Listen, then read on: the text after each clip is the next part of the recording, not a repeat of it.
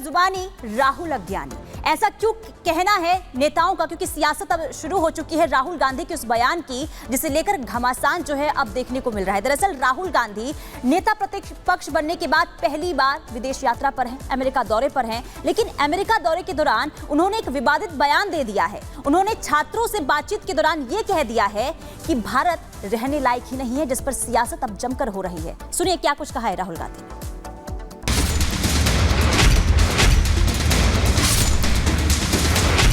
राहुल गांधी को भारत में अच्छा नहीं लगता। राहुल को भारत के गरीबों से दिक्कत है। क्या भारत में गरीब होना पाप है? आज पूरा भारत राहुल गांधी से बस यही सवाल पूछ रहा है कि जिस गरीब जनता ने आपके परिवार को करीब 60 साल तक सत्ता में बिठाया, पीढ़ी दर पीढ़ी गरीबों की वजह से आपने सत्ता का सुख भोगा, देश में राज किया, आज आपको भारत के उन्हीं गरीबों से इतनी दिक्कत क्यों है? ये सवाल इसलिए भी क्योंकि राहुल गांधी ने अमेरिका में गरीबों का मजाक उड़ाकर भारत के एक बड़े मेहनती किसान वर्ग, मजदूर वर्ग और छोटे व्यापारियों का अपमान किया।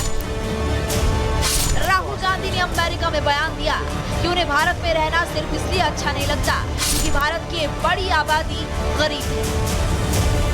सबसे पहले आपको ग्राफिक्स के जरिए बताते हैं कि राहुल गांधी ने विदेश की धरती से गरीबों का मजाक कैसे बनाया। फिर आपको हम राहुल गांधी का वो बयान भी सुनाएंगे। लेकिन राहुल गांधी ने अमेरिका में क्या कहा? कहा कि भारत रहने के लायक नहीं है क्योंकि भारत के 90% लोग गरीब हैं। अब आप राहुल गांधी का बयान भी सुनिए। I frankly, as a politician, I don't want to live in a country where 90% of the people do not have access to opportunity. I'm not interested. Rahul Gandhi ने ये बयान विदेशी धरती से दिया, लेकिन जैसे ही उनका ये बयान सामने आया, देश की सियासत में हड़कंप मच गया। मतलब विदेशी धरती पर जाकर कभी भारत की संस्थाओं पर, लोकतांत्रिक संस्थाओं पर, इलेक्शन कमीशन पर इस प्रकार से सवाल उठाना, और आज तो जनता के विवेक पर सवाल उठाना, मतलब विरोध करते करते आज जनता का भी विरोध करना। राजनीति अपनी जगह है, लेकिन राहुल गांधी और पूरी कांग्रेस पार्टी को आज देशवासियों को बताना चाहिए कि राहुल गांधी विदेश में जाकर बार बार भारत की छवि को खराब क्यों कर रहे हैं।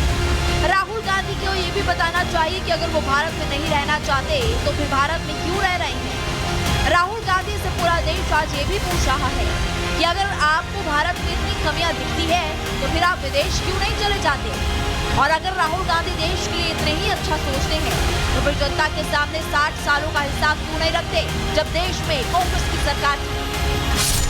ऐसा नहीं है कि राहुल गांधी ने विदेश में जाकर पहली बार देश की छवि खराब की है। राहुल गांधी जब केवल सांसद थे तब भी वो कई बार लंदन और अमेरिका जैसे बड़े देशों में जाकर भारत की छवि खराब कर चुके हैं। लेकिन राहुल गांधी अब केवल सांसद नहीं है, वो विपक्ष का सबसे बड़ा चेहरा बन गए। संसद में एक बड़े संवैधानिक पद पर भी हैं और नेता प्रतिपक्ष की भूमिका भी निभा रहे हैं।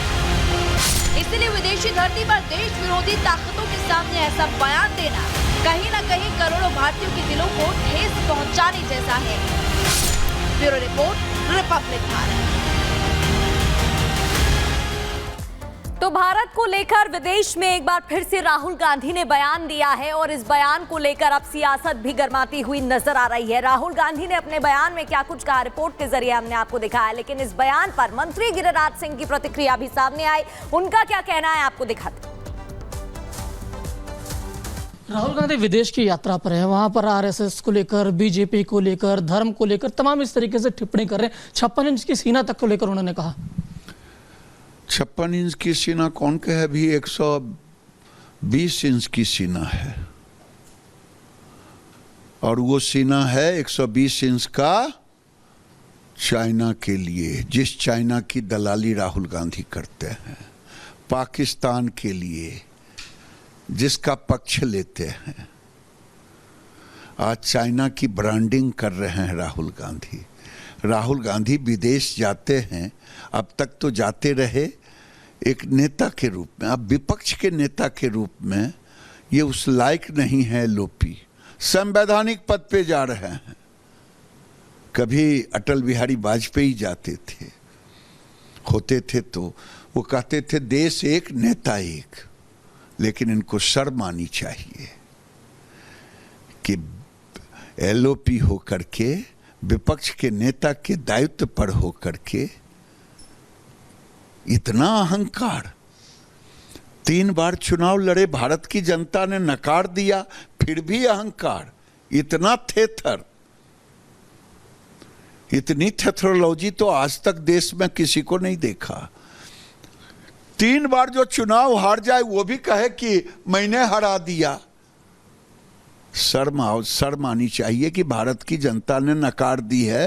भारत को गाली मत दें, भारत को गाली मत दें। इस बार तो 99 पहुंचा दिया, अगले बार 9 पर उतार के रख देगा। तो गिरिराज सिंह को आप सुन रहे थे। वहीं भारतीय जनता पार्टी के तमाम नेता राहुल गांधी के इस बयान पर हमलावर हैं। बीजेपी नेता मनजिंदर सिंह सिरसा क्या कह रहे हैं, सुनिए। सिरसा जी, राहुल गांधी किसको भड़काना चाहते हैं? विदेश में जाके वो अनर्गल बातें करते हैं, अब सिखों को लेकर के वो टारगेट कर रहे हैं कि भारत में इस बात की जंग छिड़ी हुई है, लड़ाई छिड़ी हुई है कि सिखों को पगड़ी पहनने की आज़ादी मिलेगी कि नहीं मिलेगी, सिखों को कड़ा पहनने की आज़ादी मिलेगी कि मिलेगी। वो किसको भड़काना चाहते हैं? देखिए, पहले तो मैं इस उनके बयान के कड़े शब्दों में निंदा करता हूँ। ये बहुत ही आपत्तिजनक भी है और ये बहुत ही नफरत भरा भी है। देश के अंदर और दुनिया भर के अंदर सिख की पगड़ी को कोई हाथ नहीं लगा सकता, उसके दस्तार को, कड़े ककार को और गुरुद्वारे को। और ये काम बहुत लोगों ने कोशिशें की, ज़करिया खान से लेकर, औरंगज़ेब से लेकर, अब्दाली से लेकर, कांग्रेस से लेकर, गोरों से लेकर, सब ने कोशिशें की हैं। और आज जो राहुल गांधी कह रहे हैं, मुझे हैरानगी इस बात की है, जिस कांग्रेस ने 8000 से ज़्यादा बेगुनाह सिखों को जिंदा जलवाया हो, आग लगाई हो, हज़ारों दस्तारों को आग लगाई हो, वो उन कातलों को अपनी पार्टी में कमलनाथ और जगदीश टाइटर, HKL भगत और सज्जन कुमार जैसों को अपनी पार्टी में स्थान दिया हो और आज भी उसी पार्टी के अंदर है। और वो फिर भी हमारे प्रति इतनी नफरत रखते हो कि विदेश की धरती पे जाकर भी हमारे धर्म के प्रति इस तरह के आपत्तिजनक शब्द बोले, इस तरह की घटिया किस्म के अल्फाजों का इस्तेमाल करें और हमारे प्रति देश के अंदर नफरत फैलाने का काम करें।